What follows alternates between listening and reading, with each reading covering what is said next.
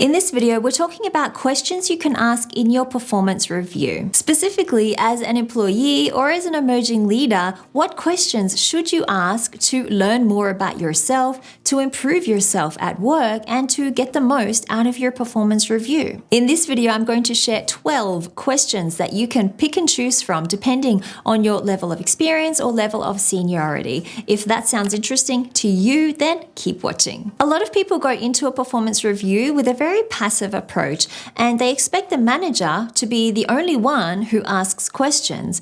But in reality, you should be asking questions as well. It really helps to show that you're proactive and that you're eager to learn and you're eager to develop as a professional. The 12 questions I'm going to share with you in this video fall into 4 different categories: overall performance, areas for improvement, future outlook, and company insights. You should aim to ask at least one question from each of these 4 categories so you can get a balanced view on your performance. Overall performance. These questions are about understanding your overall performance since your last performance review. This is a good place to start because it really gets your boss thinking about how you've been working. There are 3 questions you could ask here. The first one is my work output meeting your expectations? This question will help you understand if your boss is happy with your progression and with the effort that you're putting in.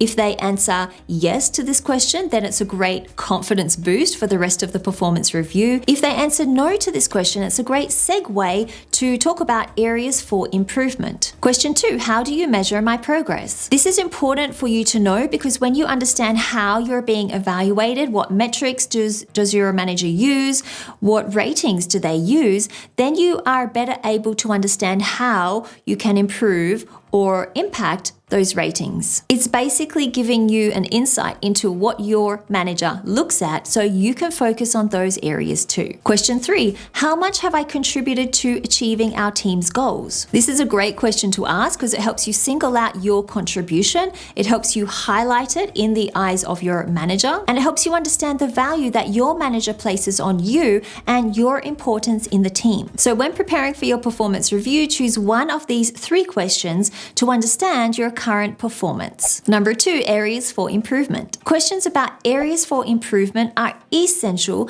because the answers you get will help you grow and develop into a more successful professional. And since you've just asked about your current performance, the next logical step is to ask about areas for improvement. There are 3 questions you can ask. The first one is, what additional knowledge or skills will make me more effective in my role? So here you're making yourself look proactive. You're making yourself look like somebody who is eager to develop and eager to grow into a better professional. And ideally, what you want your boss to respond with is 1 to 3 areas that you need to improve on. This could be skills, it could be technical skills or soft skills that you need to develop.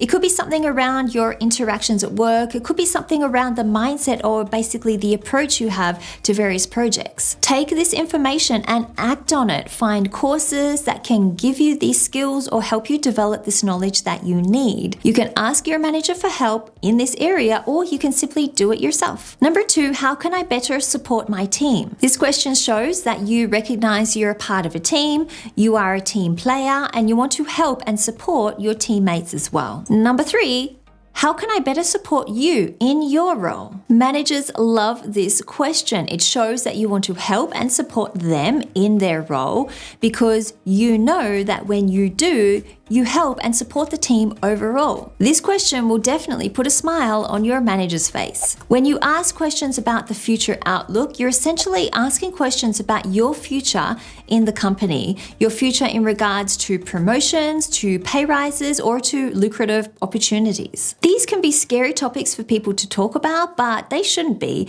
because it shows your eagerness to advance and to contribute even more value to the company. There are 3 questions you can ask here. The first one is, are there any additional projects or tasks that I can work on? Here, you're forcing your manager to think about expanding your responsibility. You're saying to them that you want more responsibility and you're forcing them to think about how you can get that. Number 2, what would make me a candidate for a promotion? With this question, you're trying to get your manager or leader to think about the skills or experience you need for the next level in your career. This basically helps you get a roadmap of what you need to work towards. Number 3, can we talk about compensation? This is a bold question, but if you want a pay rise, it's not something that will generally be given to you freely. More often than not, you're going to have to ask for that pay rise. This question allows you to test the waters and to see if your boss is open to discussing a pay rise for you. They might not be ready to have this discussion with you right there and then, but at least it indicates to them that this is something you're thinking about and you'll probably ask them later on. The last category is corporate insights, and this will give you information on corporate goals, challenges, and direction. It also helps you see how you are linked to those corporate goals, how your contribution impacts those corporate goals or helps the company achieve those corporate goals. Plus, it lets your manager know that you're thinking about the big picture. There are 3 questions you can ask. Number 1, what are the most important goals for the company in the next 12 months? You may already be familiar with this, but it will either allow you to learn something new or get clarification on something that you already know about. Number 2, what is the company's biggest challenge? Asking about challenges the company faces is helpful because it gives you an idea and a good understanding about the company, but also the environment it operates in. You can show off your problem-solving skills or your creativity in discussing possible solutions to the problem that the company faces. Number 3, what goals are important to you? Again, you are turning the focus back onto the manager, and that's what makes this a winning question. And it really gives you an opportunity to understand